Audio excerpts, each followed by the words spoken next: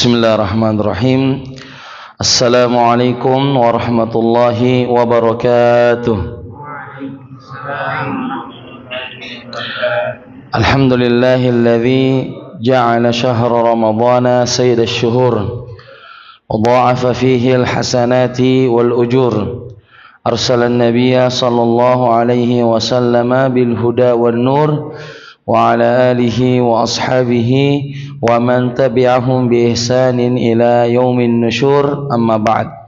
Hadirin dan hadirat, bapak-bapak dan ibu-ibu kaum muslimin yang sama-sama berbahagia, alhamdulillah pada subuh hari yang berbahagia ini, di hari Kamis tanggal 20 dari bulan Ramadan tahun 1446 Hijriah, dengan izin Allah subhanahu wa ta'ala dan taufiknya kita bisa hadir untuk sama-sama melanjutkan kegiatan kita dalam program KRS, kajian rutin subuh, dalam tema Qawaidu Qur'aniyah, kaidah-kaidah yang bersumber dari ayat-ayat suci Al-Quran. Khamsuna qaidatan, terkandung di dalamnya 50 kaidah fin nafsi wal hayah, untuk jiwa dan kehidupan.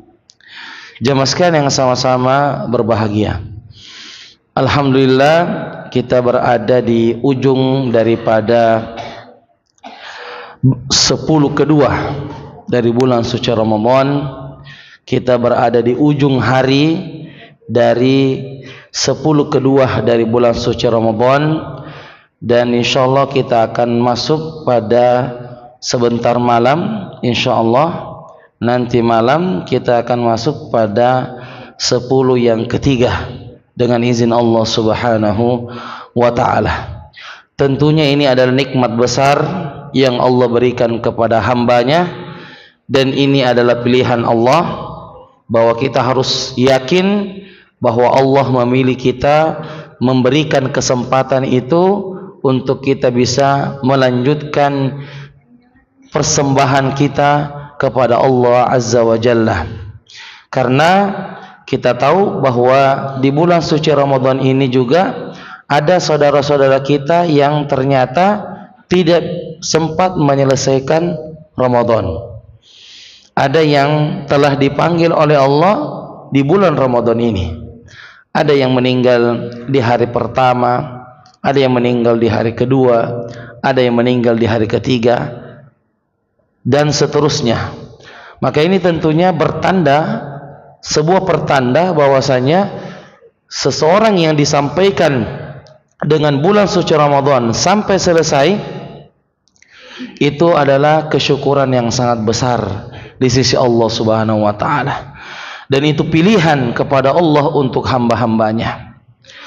Dan kita harus istisyar, harus merasakan itu, bahwa Allah memilih kita sebagai hamba yang pada hari ini alhamdulillah kita masih diberikan nafas oleh Allah subhanahu wa ta'ala, diberikan kekuatan oleh Allah subhanahu wa ta'ala untuk berada di hari yang ke-20 ini, yang dimana Allah tahu kita adalah hamba-hamba yang dhaif, hamba Allah yang lemah, hamba Allah yang penuh dengan dosa dan kesalahan. Maka mari kita manfaatkan sisa-sisa Ramadan kita yang tinggal menghitung hari, tinggal menghitung jam, yang akan meninggalkan kita semua dan pamit untuk kita semua. Jamaah sekalian yang sama-sama berbahagia, Ramadan ini dibagi menjadi 3 sesi. Dibagi menjadi 3 sesi. 10 pertama, di hari pertama sampai hari ke-10 adalah babak penyisihan. Babak penyisihan yang mana memang orang-orang yang berada di dalamnya adalah orang-orang yang datang meramaikan masjid. Kita tahu di 10 pertama masjid-masjid itu pada ramai, masjid-masjid pada penuh. Kenapa? Karena memang masih berada di babak penyisihan. Masuk di 10 kedua dari hari ke-11 sampai ke hari ke-20, maka dia masuk di babak semifinal. Dia masuk di babak semifinal. Dan di babak ini itu orang-orang sudah mulai berkurang di masjid. Di masjid sudah mulai mengalami kemajuan atau kemunduran? Kemajuan. Apa yang maju? Safnya. Jadi sudah semakin maju safnya, yang tadinya di belakang full sampai di teras, kemudian agak maju ke depan. Karena memang masih di babak semifinal. Dan di babak yang ketiga, di sesi yang ketiga, dari hari ke-21 sampai hari ke-30 atau hari ke-29, ini adalah babak final. Babak final. Dan memang di babak final ini biasanya kalau pertandingan sepak bola, di babak final itu banyak peserta atau sedikit peserta? Sedikit. Ya, tinggal mencari juara 1, juara 2 dan juara 3 saja. Ya, sedikit. Sedikit peserta di sana.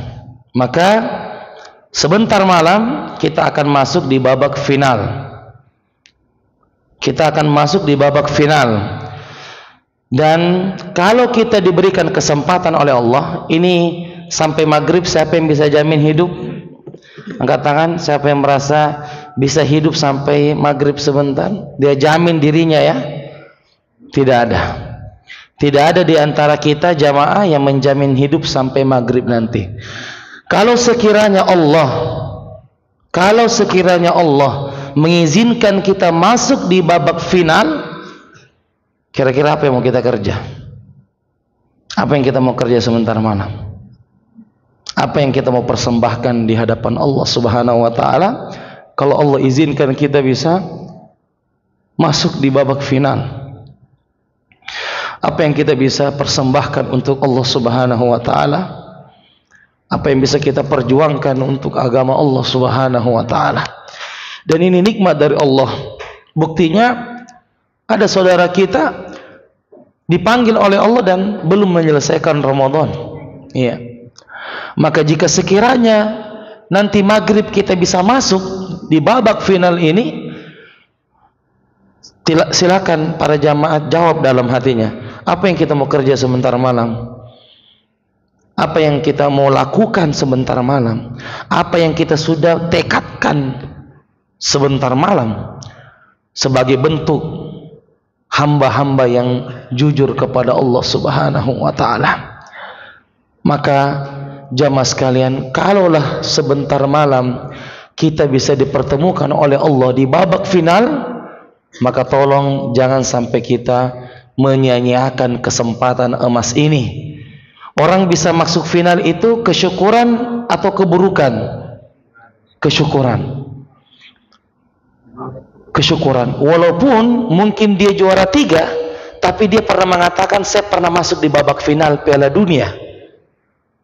Negara saya pernah masuk di babak final, walaupun mungkin tidak juara 1, tetapi minimal dia dapat juara 3. Dan itu sebuah kebanggaan bahwasanya negara kami di tahun ini pernah masuk di babak final Piala Dunia, dan itu selalu dikenang oleh negaranya. Maka kita juga sebagai hamba Allah, kalau Allah menakdirkan nanti malam kita bisa bertemu di babak final ini, di Ramadan, di kompetensi Ramadan, di sebuah olimpiade Ramadan, musabaqah, perlombaan internasional, maka apa yang kita akan persembahkan di hadapan Allah? Kalau kita lihat sejarah orang-orang soleh untuk 10 malam terakhir, dan ini merupakan inti Ramadan, dan kami harap para jamaah sudah bisa bersikap dengan bijak, bukan lagi jamaah seperti masyarakat awam yang harus ditanamkan tentang 10 malam terakhir. Kami harap jamaah sudah sangat paham apa yang harus kita kerjakan di 10 malam terakhir.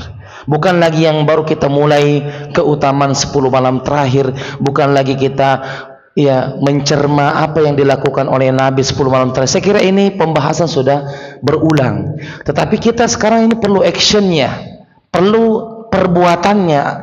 Apa yang kita akan persembahkan di hadapan Allah. Kalau kita lihat sejarah-sejarah yang ada, bahwa ternyata para salaf itu kalau dipertemukan dengan 10 malam terakhir, ada dua yang menjadi poin utamanya yang sebagai persiapan. Yang pertama adalah dia memuliakan 10 malam terakhir. Dia agungkan 10 malam terakhir. Dia muliakan 10 malam terakhir. Dan dia bersyukur kepada Allah karena dia telah mendapati 10 malam terakhir yang merupakan malam-malam terbaik di sepanjang tahun. Tidak ada malam-malam terbaik dalam setahun ini melebihi apa yang terjadi di 10 malam terakhir. Apa yang dikerjakan orang-orang soleh terdahulu? Memuliakan 10 malam terakhir, mengagungkan 10 malam terakhir. Ini bahasa masih umum bahasa ini, memuliakan, mengagungkan. Mari kita menyimak apa yang dimaksud dengan memuliakan dan mengagungkan itu. Salah seorang salaf pernah mengatakan, dan ketika kita mengatakan salaf, maka yang dimaksudkan adalah sahabat, tabi'in, dan atba'ut tabi'in. Salah seorang dari orang soleh ini mengatakan, jika aku masuk di 10 malam terakhir, maka aku mempersiapkan penampilanku untuk bertemu dengan Allah Subhanahu wa ta'ala. Aku mempersiapkan penampilanku, pakaianku, untuk saya persiapkan untuk menghadap kepada Allah Subhanahu wa ta'ala. Maka di 10 malam terakhir saya memilih baju-baju terbaik saya untuk saya gunakan, untuk saya kenakan di 10 malam terakhir.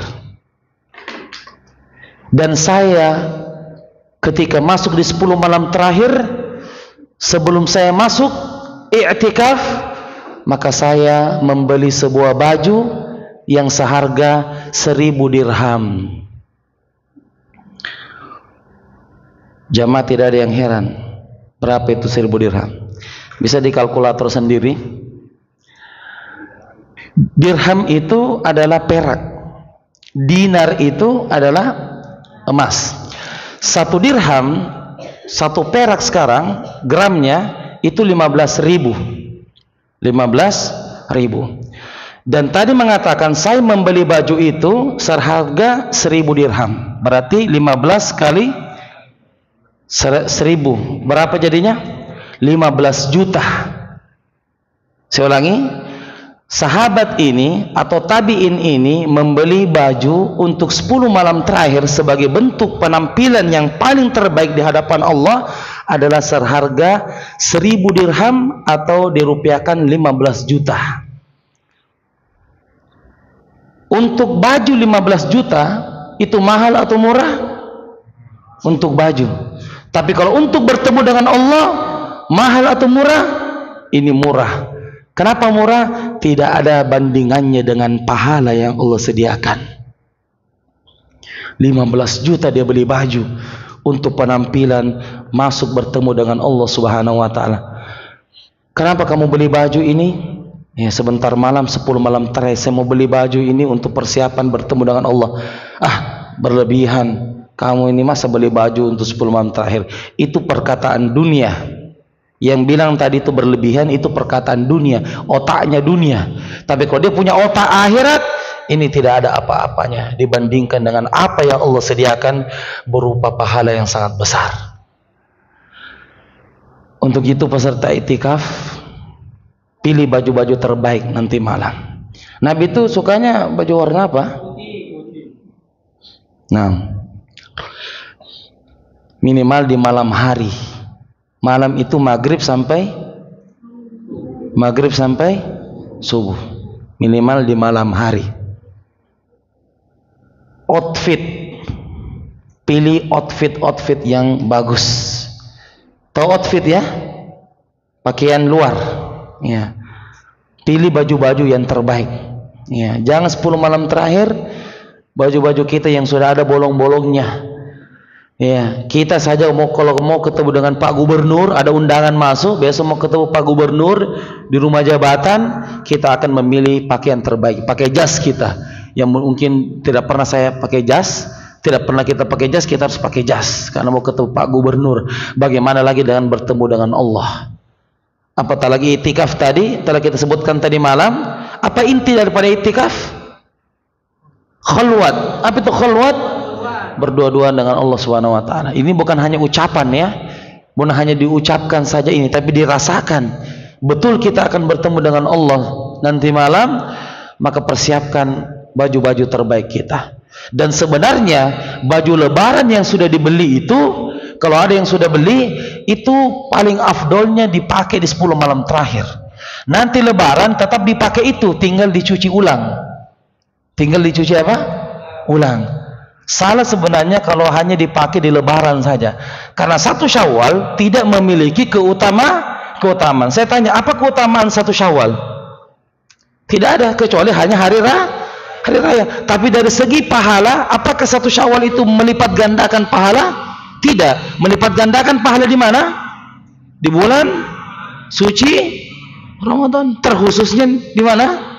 10 malam terakhir yang merupakan malam-malam terbaik sepanjang tahun. Ya. Jadi setelah ini, makanya saya sampaikan pagi-pagi ini, ya, cari-cari makin dulu, ya, baju-baju yang terbaik, ya. Barakallahu. Dan kita seleksi juga, ya, ada yang peserta itikaf yang lain-lain bajunya, ya, mudah-mudahan panitia bisa belikan, ya. Kayaknya ini outfitnya ini agak-agak kurang keren ini, pakaian ini kurang keren, harus bagus ya, terutama ibu-ibu, ya. Atau saya salah ucap ya, mana aja gini. Dia bilang sebentar sama suaminya, Nah bilang Ustaz tadi boleh beli baju 15 juta, wah andalannya, udah. Dia akan cari sebentar, ada aku tahu itu Ustaz, ada situ apa, abaya 15 juta. Ya, sisa. Nasi merah ya.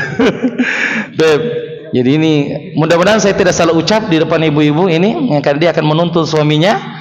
Ya, 15 juta ini andalannya ini, ya. Bahwa boleh. Ya, boleh untuk membeli baju untuk mempersembahkan diri kepada Allah Subhanahu wa taala. Itu ya. Pertama, tadi poin pertama adalah mengagungkan Ramadan dengan cara memperbaiki penampilan. Dalam hal ini pakaian. Ibu-ibu juga pilih pakaian yang terbaik, pakaian yang indah, dan salah mengatakan pakaian itu hanya saya pakai di 10 malam terakhir saja. Ya, selain itu saya tidak pakai. Maksud saking diagungkannya. Bukankah ini bentuk mengagungkan 10 malam terakhir dengan menjaga penampilan? Mengagungkan atau tidak? Mengagungkan. Selain penampilan pakaian, ya, selain penampilan pakaian, dan termasuk daripada bentuk penampilan adalah parfum. Parfum, tolong beli parfum. Ya, ini saya kasih tahu memang pagi-pagi ini supaya peserta itikaf ini bisa kesana kemari dulu, persiapkan outfitnya, ya, persiapkan penampilannya, ya. Beli parfum. Jadi memang sedia memang parfum 1 botol, botolnya sebesar ini kalau bisa. Ini yang bisa, jadi langsung ditinggal disemprot saja. Ya, oh disiram, betul ya, betul. Ambil gayung. Ya, barakallahu fiik. Jadi kalau bisa seperti ini bentuk botolnya agak besar, ya, bukan parfum sejuta umat ya. Ya, satu. Kenapa ini jamaah di sini sama-sama sedih baunya? Ini itu. Parfum sejuta umat. Ya. Jadi coba ya, ini perbaiki parfum tak. Ya, nanti masuk sebentar di toko parfum bilang parfum terharum. Bukan termahal ya, parfum terharum yang bisa satu kali pakai 10 hari tidak bisa hilang. Ya, jadi di 1 kali pakai kan parfum itu memang ada yang harum ya, tapi tahannya ada yang 5 menit, ada yang 10 menit, ada yang 1 hari juga. Pertanyaannya kalau bisa di tukang parfumnya yang 1 kali semprot 10 hari bisa bertahan. Nah. Hajar Aswad bisa bertahan 10 hari. Iya, belum tentu. Biasanya yang murah-murah itu cepat hilang baunya. Jadi tolong ini parfum yang paling harum, Ya, tolong ya, peserta itikaf sebelum masuk sebentar malam cari parfum yang terbaik. Ya, kalau ibu-ibu kan tidak ya, kalau sholatnya di masjid tidak memakai parfum. Tapi kalau sholatnya di rumah, silakan memakai parfum karena untuk bertemu dengan Allah Subhanahu wa taala. Ya. Jadi itu tadi yang kami maksud dengan memuliakan 10 malam terakhir adalah dari segi penampilan. Apa yang dimaksudkan penampilan di sini apa? Pakaian dan parfum. 2P. Apa itu? Pakaian dan parfum. Dan Nabi itu sangat menyukai parfum. Ya, Nabi itu sangat menyukai parfum. Jadi masih ada kesempatan ya para peserta itikaf untuk bisa menyempurnakan penampilannya nanti malam. Ya, kemudian tiba-tiba nanti malam sudah ngaji, wah harum sekali, pakai baju putih, bilang kenapa Ki? Bilang ini 10 malam terakhir Pak, ini 10 malam terakhir ini. Iya, kenapa Ki begini? Saya cerah sekali, saya lihat wajah tak. Iya, pakai skincare. Ini juga bapak-bapak yang jarang pakai skincare, pakai memang sebentar malam. Iya, yang jarang pakai minyak rambut Ki. Iya. Pakai semua intinya kalau bisa penampilan kita nanti malam lebih harum, lebih gagah daripada malam pertama. Boleh skincare boleh. Ya, intinya bukan skincare istri ya. Nah, maksudnya skincare khusus laki-laki. Jadi kalau bisa penampilan kita lebih indah, lebih gagah daripada malam pertama. Ya. Dari malam pertama ya. Malam pertama di kuburan. Malam pertama di dunia ya. Bukan. Pertama di kuburan lain lagi. Nah, kemudian yang kedua yang dilakukan oleh salaf adalah bersungguh-sungguh ya, selain memuliakan 10 malam terakhir, yang kedua adalah mereka bersungguh-sungguh. Sebagaimana hadis Aisyah radhiyallahu taala pernah mengatakan, kana Nabi sallallahu alaihi wasallam yajtahidu fil ashr awakhir min Ramadan ma la yajtahidu fi ghairi. Nabi itu kalau 10 malam terakhir bersemangat beribadah, dan semangat itu saya tidak pernah lihat kecuali hanya di 10 malam terakhir. Nabi itu kalau sholat tahajud bagaimana keadaannya? Bagaimana keadaannya Nabi kalau sholat tahajud? Bengkak kakinya. Itu di luar Ramadan.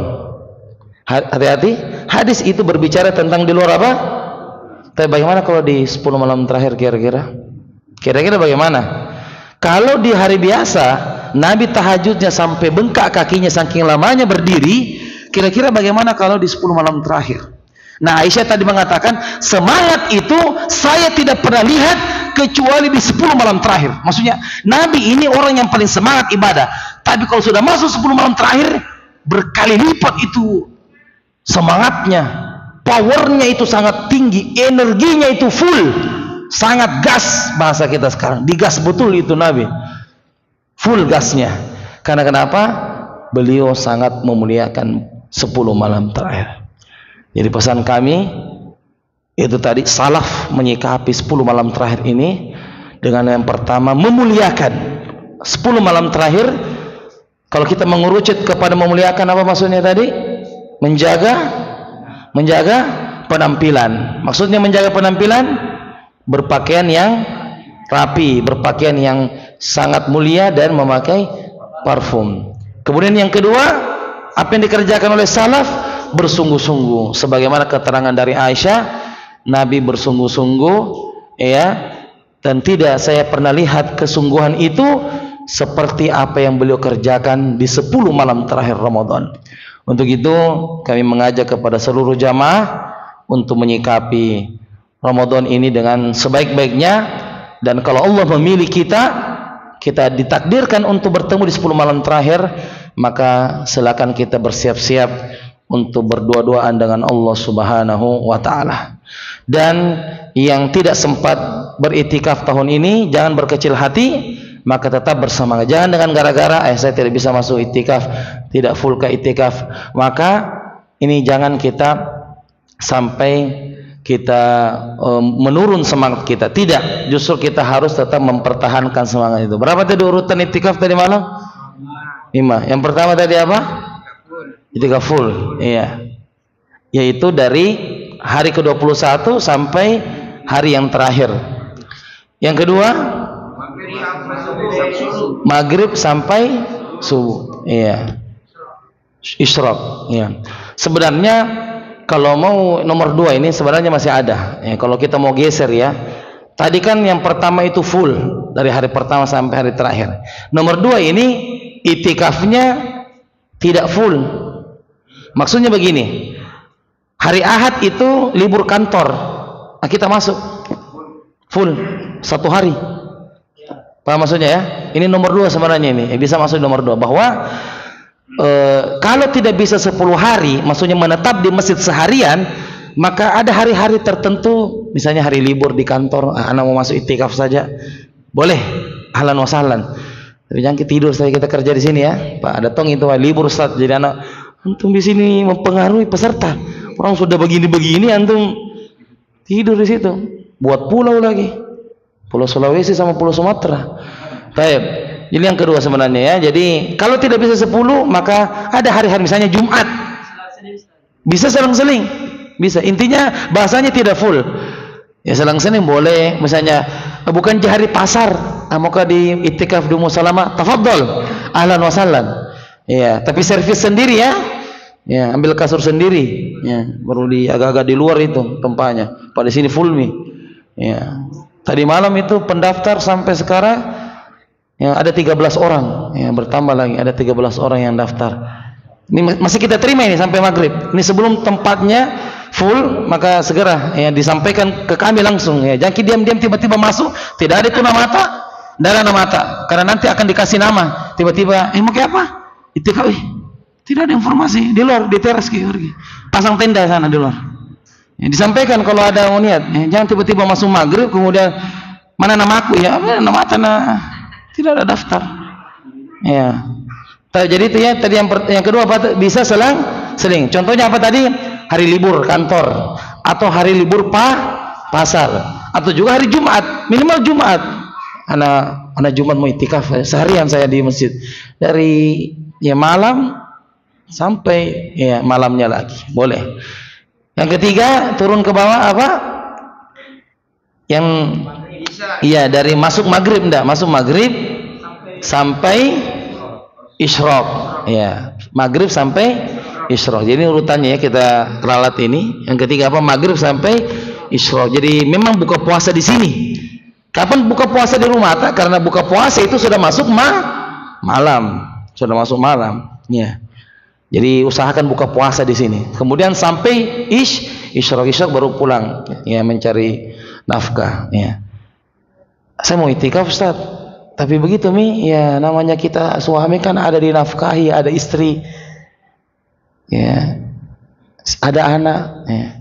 Saya ke bineta. 1. Nabi berapa istrinya? 11. Masuk itikaf? Masuk. Jadi kalau kita alasannya bilang cari nafkah ya.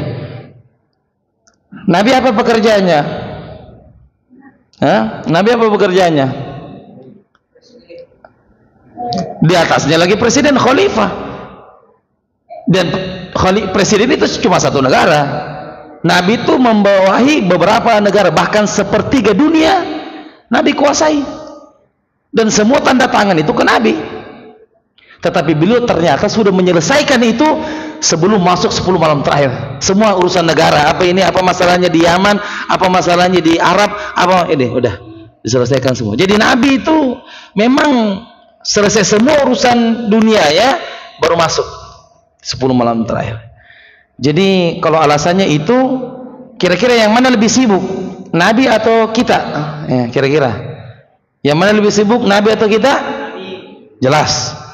Jelas Nabi lebih sibuk daripada kita ya. Kalau kita ini mungkin ya pura-pura sibuk ya. Ya, jadi seperti itu yang ketiga ya. Jadi jangan beralasan dengan seperti itu. Karena kapan kita datang ke kami, sebenarnya saya begini tapi saya bantah itu, saya bisa bantah. Bantahannya apa Nabi? Saya demi bineta Nabi 10 sedih. 11 istri Nabi. Ada juga anaknya, kepala negara juga. Kita baru kepala rumah tangga. Nabi kepala negara. Ya, jadi jangan sampaikan itu, jangan sampaikan alasan itu, ya, karena alasan itu bisa dibantah. Ya, barakallahu fiik. Kemudian yang keempat apa? Ya, anda bisa buka puasa di sini minimal masuk isya. Kemudian dapat apa? dapat tahajud dulu, sampai Isya dia pulang. Ya. Isya, kemudian terus tahajud dan lanjut sampai subuh. Ya. Yang kelima, ya Isya berjamaah, dia pulang, kemudian datang subuh berjamaah. Karena ini paling minimal. Ya, ini untuk orang-orang awam tadi bisa disampaikan. Tolong ini datang berjamaah di masjid. Laki-lakinya ya, kalau perempuannya tetap lebih afdal di rumah. Tetap lebih afdal. Jadi kadar minimal orang yang dapat Lailatul Qadar itu datang Isya berjamaah dan datang subuh berjamaah. Itu paling minimal. Karena sholat Isya berjamaah seperti pahalanya puasa sholat setengah malam. Dan ketika dia lanjutkan subuh berjamaah, maka sempurnalah seperti mengerjakan semalam suntuk. Ya, semalam suntuk, semalam penuh. Itu 5. Berarti tadi malam yang terakhir ada nomor 6 ini. Apa nomor 6 ini? Kenapa hidup di dunia? Ya, atau kenapa hidup di dunia? Nomor 6 ya. Ya, apa bahasa begini? Kenapa hidup di dunia?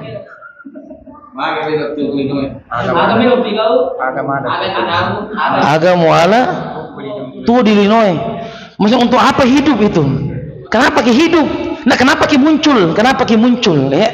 Kenapa muncul? Ya, jadi tolong ini minimal saudara-saudaranya tadi yang mungkin tidak aktif ikut kajian, minimal kita sampaikan. Ada grup-grup ya?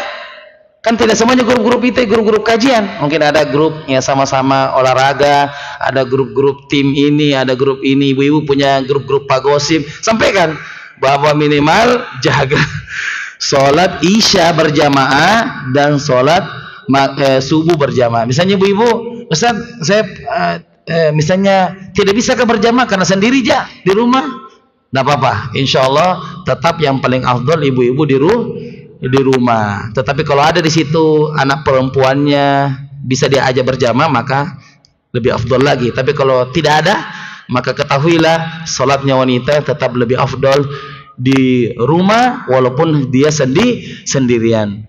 Salat berjamaah di masjid berapa didapatkan pahala? 27 derajat. Hadisnya apa?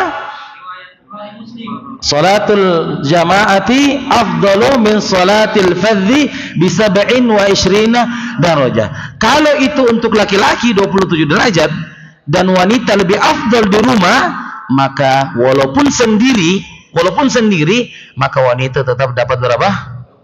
27 derajat. Agama ini bukan akal, tapi agama ini sesuai dengan Al-Quran dan sunnah. Jadi tolong ini para jamaah sekalian sudah bisa tadi ada 6 ya, berarti ya urutannya tadi ya. Ya, dan yang nomor 6 ini ya paling bahaya ini ya. Kenapa hidup di dunia ini? Ya, biar astagfirullah. Maksudnya ini orang ini yang di kuburan seandainya ditanya ini mau hidup di Ramadan, mau sekali. Seandainya kita tanya ini orang-orang di kuburan, mau hidup Ramadan, mau dapat 10 malam terakhir, mungkin dia berteriak-teriak dan menangis-nangis, mengemis untuk dikembalikan ke dunia. Tapi apa terjadi?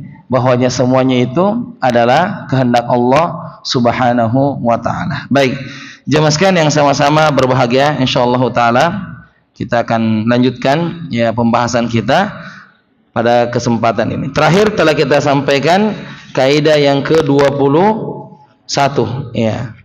Telah kita selesaikan kaidah ke-21 dan insyaallah taala ya kita akan masuk pada judul baru, pembahasan yang baru, yaitu di kaidah yang ke-22. Wa hadza majlisu ishrun min kitab qawaidu qur'aniyah 50 qa'idatan fi nafsi wal haya al-muallifu asy-syekh Umar bin Abdullah al-Muqbil hafizahullahu ta'ala. Bismillahirrahmanirrahim. Alhamdulillahilladzi waffaqana lil 'amalil jariyah. Wassalatu wassalamu wal barakatu ala khairil bariyah. Nabiyyina Muhammadin wa ala alihi wa ashabihi wa dzurriyyah. Allahumma ighfir lana ya Allah, ampunilah kami wa li ustadzina dan guru kami wa lil hadirina dan yang hadir di majelis ini wa lil muslimina ajma'in. المسلمين. قال المعلم حفظه الله تعالى berkata penulis semoga Allah Subhanahu wa taala menjaganya di dalam kitabnya Qawaidul Qur'aniyah ma'asyarul hafizahullah taala bersama dengan penjelasan semoga Allah Subhanahu wa taala menjagamu. Amin ya rabbal alamin. Amin. Kaidah yang ke-22. Sesungguhnya barang siapa yang bertakwa dan bersabar, maka sesungguhnya Allah tidak menyia-nyiakan pahala orang-orang yang berbuat baik. Yusuf ayat 88 sampai 90. Bismillahirrahmanirrahim. Alhamdulillah wassalatu wassalamu ala Rasulillah wa ala alihi wa sahbihi wa mawalah, amma ba'd.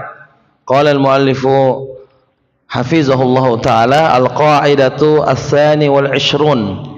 Kaidah yang ke-22 adalah firman Allah Subhanahu wa taala dalam surah Yusuf ayat 88 sampai ayat yang ke-90, di mana Allah Subhanahu wa taala berfirman, innahu man yattaqi wa yasbir, innahu man yattaqi wa yasbir, innahu man yattaqi wa yasbir, innahu man yattaqi wa yasbir, fa innallaha la yudhi'u ajral muhsinin.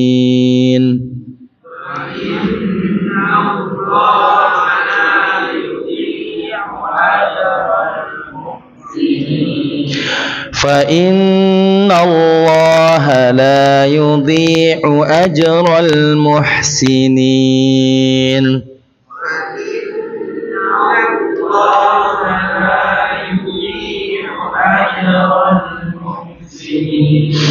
طيب, artinya innahu may yattaqi wa yasbir fa innallaha la yudhi'u ajra al-muhsinin. Baik, Yusuf ayat 18 sampai 90. Insyaallah taala kita akan mempelajari dari kaidah yang ke-22 ini. Nah, ini merupakan kaidah utama terkait pembahasan interaksi antara hamba dan Rabbnya, serta antara satu hamba dengan hamba yang lain. Ini merupakan kaidah yang bisa dijadikan pedoman dalam bekerja. Bisa ini disebutkan dalam cerita Nabi Yusuf alaihissalam, yaitu ketika saudara-saudaranya datang menemuinya. Allah berfirman, maka ketika mereka masuk ke tempat Yusuf, mereka berkata, wahai Al-Aziz, kami dan keluarga kami telah ditimpa kesengsaraan dan kami datang membawa amalan yang tak berharga. Maka sempurnakanlah sukatan untuk kami dan bersedekahlah kepada kami. Sesungguhnya Allah memberi balasan kepada orang-orang yang bersedekah. Yusuf berkata, apakah kamu mengetahui kejelekan apa yang telah kamu lakukan terhadap Yusuf dan saudaranya?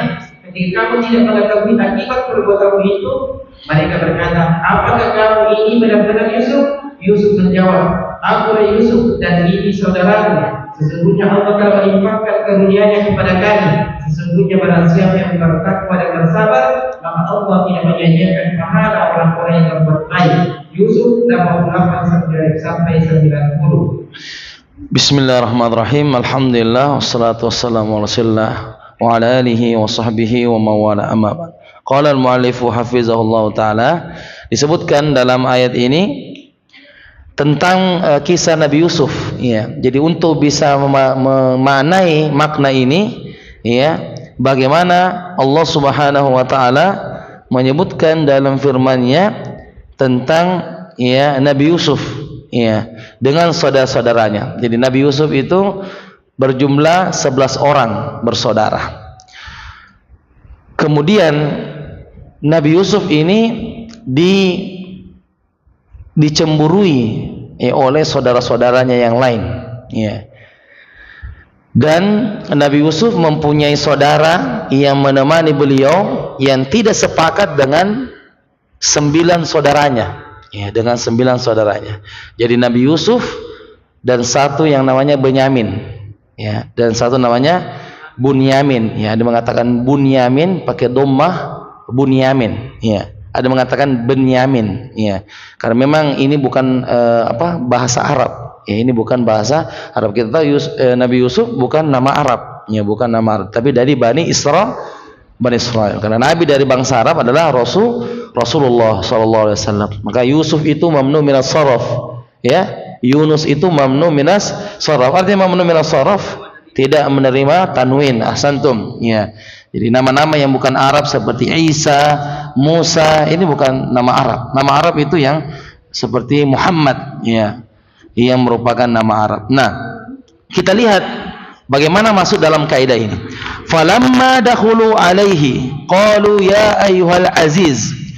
Jadi ketika Nabi Yusuf ini, ya, di awal cerita karena cemburu saudara-saudaranya, kayaknya Nabi Yakub bapaknya itu lebih senang kepada Yusuf. Ya, siapa bapaknya Nabi Yusuf? Nabi Yakub. Maka dari 10 saudara ini merencanakan untuk Nabi Yusuf itu dibuang ke dalam sumur. Tetapi Bunyamin tidak setuju. Ya, Bunyamin tidak setuju. Ya, berarti 9 saudaranya yang setuju. Karena kan 11 semua berencana jahat untuk membuang ke dalam sumur. Kemudian terjadi apa yang terjadi? Ya, kemudian sebelum dibuang Nabi Yusuf diambil bajunya, kemudian dirobek-robek, baru dikasih darah supaya ada sandiwara, ada drama bahwasanya Nabi Yusuf diterkam oleh serigala. Padahal yang terjadi adalah saudaranya membuang ke dalam sumur. Kemudian dibuang Nabi Yusuf, kemudian Nabi Yusuf ditemukan oleh gerombolan, ya, kelompok musafir, sampai pada saat Nabi Yusuf mendapatkan, ini ceritanya, ya, wal aqibatu lil muttaqin, kesudahan yang baik hanya milik orang-orang bertakwa. Diangkat menjadi menteri keuangan, itu cerita ujungnya ini. Diangkat menjadi menteri keuangan Mesir. Kemudian pada saat itu, ya, di masa itu musim sedang paceklik, ya, tidak turun hujan, buah-buahan jarang, maka semua orang kelaparan. Semua orang kelaparan, termasuk saudara-saudaranya Nabi Yusuf. Maka datang ke istana untuk menemui raja untuk barter. Ada barter.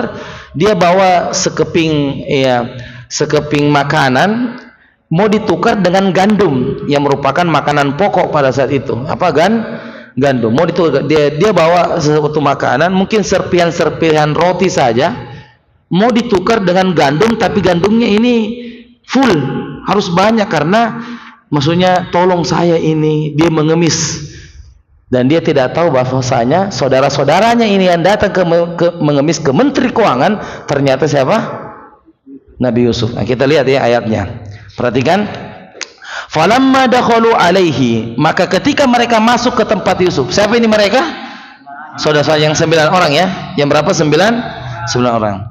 Mereka berkata, ya, qalu ya ayyuhal aziz. Qalu ya ayyuhal aziz. Apa artinya? Mereka berkata, wahai al-aziz. Apa al-aziz artinya? Perkasa. Maksudnya wahai yang maha mulia. Ya, wahai yang mulia, ya. Al-aziz. Dia bilang apa? Masana wa ahlana durru. Kami dan keluarga kami telah ditimpa kesengsaraan. Karena tadi apa, musim apa tadi? Paceklik, ya, musim yang susah, buah-buahan turun hujan tidak turun. Dan kami datang membawa barang-barang yang tak berharga. Itu tadi tidak disebutkan barang apa di sini. Intinya dia mau barter, ya, barter barang dengan barang, tapi mau ditukar dengan gandum yang makanan pokok. Istilahnya kita ini tukar nasi karena kita mau makan nasi, ya. Kemudian maka sempurnakanlah sukatan untuk kami. Itu tadi sukatan, ya, seperti semacam gandum untuk kami, dan bersedekahlah kepada kami. Jadi dia mengemis ini kepada menteri keuangan, ya, istilahnya ini, tolong ke saya ini, kodong ada ku bawa ini tapi tidak berharga mungkin di depan kita, tapi saya mau tukar dengan ini. Tadi dibilang sukatan, maka sempurnakanlah, maksudnya pelebih ki, kasih banyak ya. Pamegai ini tuh kodong. Karena ini sekedar sebenarnya jelek tong kalau mungkin datang tanpa apa sesuatu ya. Jadi dia bawa, enggak tahu mungkin di jalan dia pungut-pungut apa begitu batu mungkin bilang, "Tolong ini ya wahai Pak Menteri, ini saya kasih tukar tapi kasih lebih-lebih kini." Istilah bahasanya begitu. Intinya dia mengemis. Kemudian apa? Sesungguhnya Allah memberi balasan kepada orang-orang yang bersedekah. Wah, Nacer Ramai ini Menteri Keuangan. Nacer Ramai, coba dia bilang apa? Sesungguhnya Allah memberi balasan kepada orang-orang yang bersedekah. Wah, Nacer Ramai. Dia tidak tahu ini, dia belum tahu. Kemudian Yusuf berkata, apakah kamu mengetahui kejelekan apa yang telah kamu lakukan terhadap si Yusuf dan saudaramu? Yusuf dan saudaramu, siapa yang maksudnya ini dan saudaramu? Siapa tadi? Iya, Bunyamin. Ya, Bunyamin. Ketika kamu tidak mengetahui akibat perbuatan itu. Wah. Jadi ketika Menteri Keuangan tanya bilang, antum tidak ingatkah ada itu saudaramu Yusuf dan yang satunya itu Bunyamin yang pernah kamu zolimi? Kamu tidak ingat-ingat itu? Nah, maka setelah itu dia perhatikan ini 9 saudaranya, dia perhatikan dari ujung kepala sampai ujung kaki. Kayaknya. Maka dia mengatakan, coba lihat ayatnya. Dia bilang apa? Qalu a'innaka la anta Yusuf. Apa artinya itu? Qalu a'innaka la anta Yusuf. Apa artinya la anta Yusuf? Apakah kamu, bukankah kamu apa? Apakah kamu benar, apakah kamu ini benar-benar Yusuf? Setelah dia perhatikan tadi, karena kok dia tahu ceritanya? Ya rahmatullah, kenapa kamu tahu cerita bahwa saya pernah menzolimi saudara saya namanya Yusuf dan Bunyamin? Diperhatikan dari ujung kaki, karena kan dulu dibuangnya masih kecil, sekarang Yusuf sudah besar. Diperhatikan, anta Yusuf, apakah kamu benar-benar Yusuf? Maka Yusuf mengatakan, dia bilang apa? Qalu a'innaka la anta Yusuf. Qala ana Yusufu. Apa artinya? Qala ana Yusufu. Saya Yusuf. Wa hadza akhi. Wa hadza akhi. Dan wa hadza, ya, siapa yang ditunjuk Yusuf? Bunyamin. Jadi Bunyamin itu aman juga posisinya. Jadi Bunyamin tidak mengemis kepada, karena Bunyamin ini setia kepada Nabi Yusuf. Qala ana Yusuf, saya Yusuf ini yang kamu pernah buang dulu, dan ini saudaramu juga Bunyamin. Masya Allah. Kemudian apa? Yusuf menjawab, Allah telah melimpahkan karunia kepada kami, misalnya kami berdua. Apa bentuk karunianya? Allah memberikan pangkat yang alhamdulillah jabatan sebagai Menteri Keuangan Mesir pada saat itu. Menteri Keuangan Mesir pada saat itu. Kemudian masuk kaidah kita. Innallaha la yudhi'u ajral muhsinin, atau innahu man yattaqi wa yasbir, sesungguhnya barang siapa yang apa? Bertakwa dan bersabar, innallaha la yudhi'u ajral muhsinin. Artinya, maka sesungguhnya Allah tidak menyia-nyiakan pahala orang yang berbuat baik. Masya Allah. Jadi begitu ceritanya. Dari mana kaidah ini muncul? Bahwa dengan takwanya Nabi Yusuf, dengan kesabarannya Nabi Yusuf, sehingga beliau diberikan kebaikan oleh Allah Subhanahu wa ta'ala. Nah, apakah yang dimaksud takwa dan apa pula yang dimaksud dengan sabar? Kita begitu sering menghafalkan definisi takwa, bahkan sebagian orang memiliki ragam definisi tentang takwa dan sabar. Ia juga menghafal janji sabar, namun faktanya tidak sedikit yang gagal ketika berhadapan dengan masalah atau musibah yang diri, atau banyak yang salah ketika mempraktikkan sabar di mana tidak sesuai yang dikehendaki oleh syariat sebagaimana mestinya. Ya, ini semuanya, paragraf ini semuanya tertuju kepada kita sebagai pembaca. Secara teori kita tahu takwa itu. Apa itu takwa? Melaksanakan perintah Allah dan meninggalkan larangan, itu takwa. Semua kita hafal definisinya. Bahkan bisa kita hafalkan jenis-jenis takwa, macam-macam takwa. Sabar juga begitu. Sabar itu menahan diri dari perbuatan dosa. Kita tahu jenis-jenis sabar juga bertingkat-tingkat. Pembagian-pembagiannya juga ada. Sabar terhadap takdir, sabar terhadap perintah Allah, sabar terhadap larangan. Cuma masalahnya secara praktik ini kita masih kurang. Ya, dan kita harus mengakui diri sendiri bahwa kadang ada kondisi memang kita ini subhanallah takwa tidak ada, sabar tidak ada. Contoh ya, misalnya kalau dia pergi sendiri, safar ke Makassar, biasa takwa itu tertinggal di Tanro Tedong. Nah, ya, jadi dia berangkat, tetapi dia tidak ada ketakwaan. Ya, apalagi ujian bagi orang yang punya tugas kerja di luar daerah, bermalam di hotel bintang 5, dia sendiri, kemudian ada yang ngetuk-ngetuk jam 2 malam. Dilihat dari jendela, subhanallah, makhluk yang berambut panjang, ya, berpakaian putih dan agak bolong di bagian punggungnya. Ya. Jadi memang berat ini. Dia tidak tahu bahwasanya kita ini adalah santri pesantren masyarakat. Dia tidak tahu ini adalah alumni S1 dari Masar, Bukhari dan Muslim. Tapi setan itu memang, jadi kalau takwa itu memang jangan ditinggal. Ittaqillaha. Ya, kalau ada seorang salaf itu kalau mau safar, dia datang ke gurunya, wahai guru, tolong nasihati saya mau safar. Karena dia tahu safar itu banyak godaan. Kata Nabi, jika ada salah satu orang yang bersafar, maka bersamanya 1 setan. Jika ada 2 orang, maka 2 setan yang datang. Jika ada 3 orang safar, 3 setan yang jadi luar biasa itu dalam safar. Coba lihat, apakah ketakwaan kita sama ketika mukim dan ketika safar? Sama atau tidak? Tidak. Mengaji kita sama ketika mukim dengan mengaji ketika safar? Tidak. Mungkin kita safar tidak pegang Quran. Tidak pegang Quran kita ketika safar. Subhanallah. Jadi ini ya, hati-hati ya. Kadang praktek itu ya, teori itu mudah, tapi ayo kita belajar untuk mempraktekkan ilmu ini. Nah, yang penulis maksud bukanlah terlindungi dari dosa, bukan itu. Tapi yang penulis maksud adalah kita sering gagal kecuali yang dirahmati Allah. Dalam merealisasikan makna takwa dan sabar saat lawan-lawan takwa dan kesabaran itu menghampiri kita. Setiap kita sudah menghafal makna takwa, kita mengerjakan segala apa yang diperintahkan Allah dan menjauhi segala apa yang dilarang. Itu belum kita masuk di sini sudah benar jawaban kita, ya kan? Di sini ada definisi takwa. Betul apa yang kita sebutkan tadi? Betul ya? Ya berarti secara teori memang kita sudah tahu, tapi secara praktek apakah betul? Kita belum baca paragraf ini. Di sini kan disebutkan ya definisi takwa. Kita sudah tahu, tapi ternyata bukan itu inti daripada ilmu. Inti ilmu itu adalah kita bisa mengamalkan apa yang kita dengarkan dan pahami.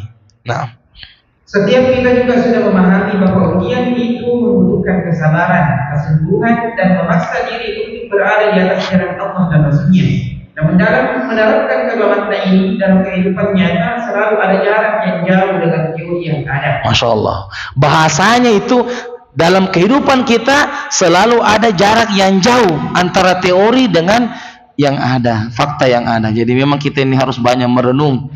Ya, jangan sampai ilmu kita ini banyak, tapi nauzubillah tidak berbuah amal. Ya. Al-ilmu bila amalin, ilmu tanpa amal, kasyajari bila thamarin, seperti pohon yang tak berbuah. Dan apa gunanya pohon yang tidak ada buahnya? Jadi ini perlu diperhatikan para penuntut ilmu untuk bisa menjadikan ilmu ini sebagai jembatan untuk beramal. Nah, jika kita mengajukan sebuah pertanyaan tentang rahasia penggabungan antara takwa dan sabar dalam pembinaan Quran ini, sesungguhnya barang siapa yang bertakwa dan bersabar, maka sesungguhnya Allah telah menyediakan pahala orang-orang yang berbuat baik. Yusuf 88 sampai 90. Maka sebagai jawabannya, wallahu a'lam. Karena hasil dari takwa adalah mengerjakan amalan yang diperintahkan, sementara buah dari sabar adalah biasanya dapat menjauhi dosa yang dilarang. Masya Allah. Di sini penulis mengungkap apa rahasianya. Kenapa Allah selalu gandengkan takwa dengan sabar? Saya tanya, takwa tadi apa pengertiannya? Laksanakan perintah Allah, menjalankannya. Saya tanya, sabar itu perintah Allah atau bukan? Perintah Allah. Berarti sabar ini kan mestinya sudah masuk di mana? Takwa. Tapi kenapa harus disebutkan secara khusus, secara signifikan? Maka jawabannya ini. Perhatikan, di paragraf ini akan disebutkan jawabannya. Maka sebagai jawabannya, wallahu alam, karena hasil dari takwa itu mengerjakan apa? Amalan yang diperintahkan. Perintahkan. Dan buah daripada sabar adalah Ya, susah menjauhi dosa. Ya dosa, masya Allah. Jadi seperti itu. Jadi biasanya orang bertakwa mendorong untuk menjalankan apa? Perintah. Buah daripada sabar, terhindar dari perbuatan dosa, masya Allah. Dan ini sebuah hikmah yang luar biasa dari penulis, ya, bahwa ternyata takwa itu lebih ke perintah. Kalau sabar itu lebih ke larangan. Ya, buah daripada sabar itu adalah kita menjauhi larangan Allah Subhanahu wa taala. Ketika ada misalnya kita punya kehilangan barang, kehilangan HP kita bilang sama saudara kita, sabar kidi, insyaallah Allah ganti lebih baik lagi. Wah, maco kutu iko.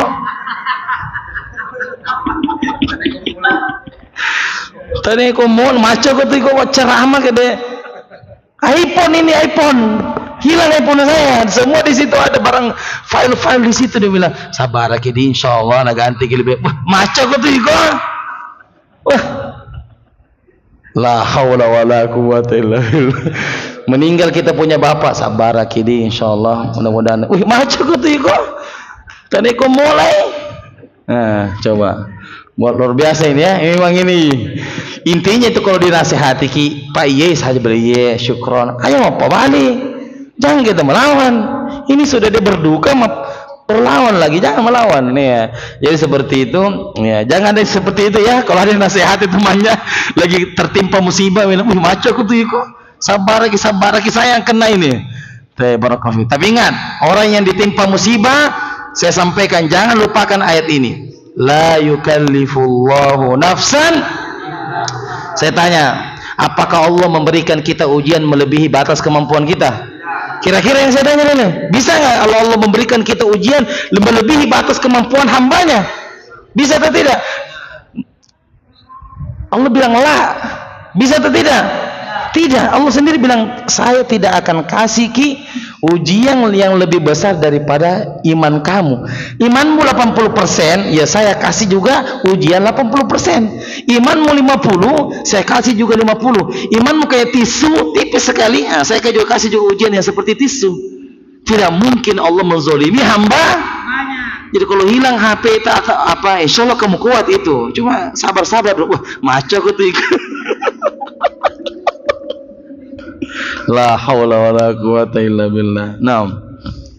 Penerapan kaidah ini, kaidah Al-Quran yang mulia ini dapat diterapkan dalam banyak sisi pada kehidupan seorang mukmin. Di antaranya, seperti disebutkan Syekhul Islam Ibnu Taimiyah ketika memberikan komentar terhadap ayat yang ada dalam surat Yusuf ini. Ia berkata, Yusuf diuji setelah dizalimi oleh orang-orang yang menyampai kepada kejahatan dan keburukan. Ia dibunuh dan digoda. Ia meminta bantuan kepada orang-orang yang menolongnya. Ia menjaga diri dan memilih untuk hidup di penjara daripada harus melakukan kejahatan. Ia lebih memilih siksa dunia daripada harus mendapatkan murka Allah. Ia dizalimi oleh orang-orang yang lebih mencintai hawa nafsunya dan memiliki tujuan yang rusak. Lalu Ibnu Taimiyah juga berbicara tentang ujian yang dialami Yusuf bersama saudara-saudaranya. Sikapnya dalam menghadapi jenis ujian dengan takwa dan sabar. Ujian pertama, kezaliman saudara-saudara Yusuf terhadap dirinya. Mereka adalah orang-orang yang membelenggu kebebasan Yusuf dan menekannya dalam budak penghambaan mati yang bukan menjadi pilihannya. Nabi Yusuf salah satu nabi yang mempunyai banyak ujian. Dari anak-anak sampai dewasa, Nabi Yusuf itu selalu diterpa ujian. Luar biasa itu Nabi Yusuf, ya. Makanya salah satu hadis yang 7 golongan, pernah jamaah dengar hadis 7 golongan yang akan dinaungi oleh Allah di hari kiamat? Ini nanti dicari ya. 7 golongan yang dinaungi oleh Allah Subhanahu wa taala di hari kiamat. 7 golongannya semua itu Nabi Yusuf ada semua. Sab'atun yudhilluhumullahu fi dhillihi yawma la dhilla illa dhilluh. Ada 7 golongan yang dinaungi oleh Allah Subhanahu wa taala di padang mahsyar yang tidak ada naungan kecuali datang dari Allah Subhanahu wa taala. Al-Imamul Adil, pemimpin yang adil. Beliau pemimpin juga, menteri keuangan. Syabun nasyafa, pemimpin yang adil. Yang kedua, syabun nasyafi ibadatillahi ta'ala, pemuda yang tumbuh berkembang beribadah kepada Allah. Semakin muda semakin taat kepada Allah, semakin remaja semakin hebat kepada Allah, semakin bagus ibadahnya kepada Allah. Nabi Yusuf dari muda sudah bertakwa kepada Allah. Yang keempat, ya, syabun nasyafi ibadatillahi ta'ala, ya, wa qalbuhu wa rajulun qalbuhu muallaqun bil masajid. laki-laki yang hatinya selalu cinta kepada masjid. Beliau rajin ibadah, cinta kepada masjid. Yang keempat, wa rajulun da'atuhum ra'atun zata mansabin wa jamal wa qala inni akhafullah, laki-laki yang digoda oleh wanita yang cantik dan banyak uangnya, dermawan, dan dia mengatakan saya takut kepada Allah. Nabi Yusuf kena juga. Ya. Wa rajulun tasaddaqa bi shadaqah fa akhfaha hatta la ta'lama shimaluhu ma tunfiqu yaminuhu. Seorang laki-laki yang bersedekah dengan ikhlas sampai tangan kirinya tidak mengetahui apa yang disedekahkan oleh tangan kanannya. Nabi Yusuf rajin sedekah. Buktinya nanti ini saudaranya dikasih. Buktinya nanti saudaranya minta ini dikasih, rajin beribadah. Ya.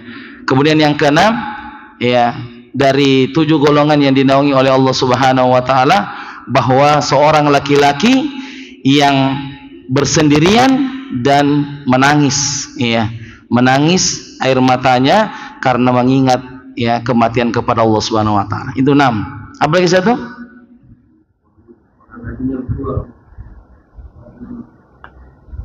7 golongan tadi, baru 6 tadi kita sebut. Orang yang berzikir. Iya, sudah. Orang yang terpadu Dengan masjid sudah tadi juga. Sudah tadi kita sebut. Sudah 7 ya? Sudah. 2 orang yang saling mencintai karena Allah. Iya, ahsantum. 2 orang yang saling mencintai karena Allah. Dia bertemu karena Allah dan berpisah karena Allah. Ahsantum. Ini Nabi Yusuf dengan Bunyamin. Nabi Yusuf dengan Bunyamin. Bertemu karena Allah dan berpisah karena Allah Subhanahu wa taala. Itu 7 golongan yang. Dan ulama kita mengatakan Nabi Yusuf masuk semua. Nabi Yusuf masuk semua. Jadi luar biasa itu Nabi Yusuf. Sudah gagah, wah. Nabi Yusuf itu sudah gagah, rajin lagi ibadahnya. Allah menurunkan 1 ketampanan di dunia, 1 saja. Setengahnya sudah diambil oleh Nabi Yusuf dan setengahnya dibagi-bagi kepada kita semua. 50% itu siapa yang ambil? Nabi Yusuf ngambil semua. 50% lainnya dibagi semua oleh seluruh dunia. Nah, bagi-bagi semua, ya. Ada semua bagi di kita semua. Ya, yang mencum ke dalam kena semua ini. Yang hitam pekat masuk semua. Bisa dibayangkan Allah menurunkan 1 kegagahan, setengahnya diambilnya oleh Nabi Yusuf. Setengahnya lagi dibagi-bagi kepada kita semua. Bayangkan itu gagahnya Nabi Yusuf. Sudah gagah, keren lagi orangnya, beriman, menteri keuangan lagi. Udah, memang ini aslinya nih. Kalau ibu-ibu memang wajar ya kalau ujung-ujungnya istri raja tergoda, ya. Makanya saya bilang tadi, ini novel terindah ini adalah kisah Nabi Yusuf. Jadi kalau mau baca-baca, nah, mudah-mudahan kita bisa kaji ini. Kami pernah hadir sendiri mengkaji tentang tadabbur surah Yusuf, dan memang kisahnya itu sangat ada semua. Itu ada tentang cinta, ada dengan sedihnya, ada perjuangan, ada ibadah, ada anak muda, lengkap, paket komplit, ya. Ahsanal qasas bisa dibuka di surah Yusuf. Itu kan Allah mulai dengan inilah Alkitab, inilah surah Yusuf yang sebaik-baik qasas. Qasas artinya kisah, ya, novel terindah di muka bumi. Belum ada yang menyaingi cerita seperti ceritanya Nabi Yusuf alaihissalam. Nah, ujian kedua, Yusuf menghadapi kezaliman istri Al-Aziz yang selama ini melindunginya, dan pada akhirnya harus dipenjara walaupun penjara itu menjadi pilihan Yusuf. Lalu Syekh Ibnu Taimiyah membandingkan kesabaran Yusuf atas kelakuan saudara-saudaranya kepada dirinya dan kesabaran atas kelakuan istri Al-Aziz. Ia mengatakan kesabaran Yusuf terhadap kelakuan istri Al-Aziz kepadanya lebih besar dari kesabarannya terhadap saudara-saudaranya. Karena kesabaran terhadap saudaranya termasuk sabar terhadap musibah yang boleh jadi semua orang bisa lulus darinya. Namun kesabaran Yusuf terhadap tiga istri Al-Aziz merupakan pilihan. Karena itu Allah menyertainya dengan takwa. Itulah mengapa direksi ayat itu menjadi sesungguhnya barang siapa yang bertakwa dan bersabar, maka sesungguhnya Allah tidak menyia-nyiakan pahala orang-orang yang berbuat baik. Terakhir di paragraf ini, terakhir diperhatikan bahwa ternyata kesabaran Nabi Yusuf itu luar biasa. Kan ada di sini 2 kesabaran. Pertama ketika dibuang di sumur. Kedua ketika digoda oleh istri raja. Ya, istri raja atau Zulaikha dalam riwayat. Maka di sini disebutkan ternyata kesabaran yang lebih dalam, yang lebih berat itu kesabaran ketika di mana? digoda oleh istri raja ketimbang dibuang. Makanya ulama kita mengatakan as-sabru sabron. As-sabru sabron. Yang pertama adalah sabron kamal. Bukan. Jadi kesabaran itu ada berapa tadi? Ada dua, ya. Kan ulama kita mengatakan as-sabru sabron. Sabar itu ada dua. Ya, jadi sabron artinya itu dua kesabaran.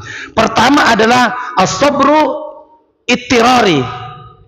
Sabar yang tidak ada pilihan. Dibuang ke dalam sumur, apakah Yusuf mempunyai pilihan? Tidak. Ya dibuang kita 9 lawan 1. Diangkat saja Nabi Yusuf. Mau milih apa ya? Sabar maki. Nah, saya tidak bisa berbuat apa-apa. 9 orang yang angkat saya dibuang. Sabar yang kedua adalah as-sabru ikhtiari. Sabar yang ada pilihannya. Saya tanya, ketika digoda oleh istri raja, ada pilihan atau tidak? Ada. Nabi Yusuf bisa maju, Nabi Yusuf juga bisa lari. Tapi Nabi Yusuf memilih untuk lari daripada perbuatan dosa ketimbang melayani permintaan istri raja. Itu kalau mau dicerita lagi itu panjang sekali itu tentang godaan dengan istri raja, panjang sekali. Tapi ya intinya bahwasanya as-sabru sabron. Sabar itu ada dua. Sabar karena tidak ada pilihan seperti dibuang ke dalam sumur. Mau milih apa?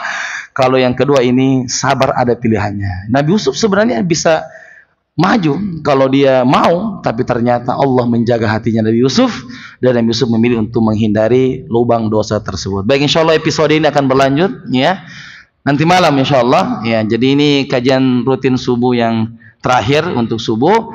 Jadi program Qawaid Quraniyah kita angkat pindahkan ke cerdas. Kita akan pindahkan ke mana?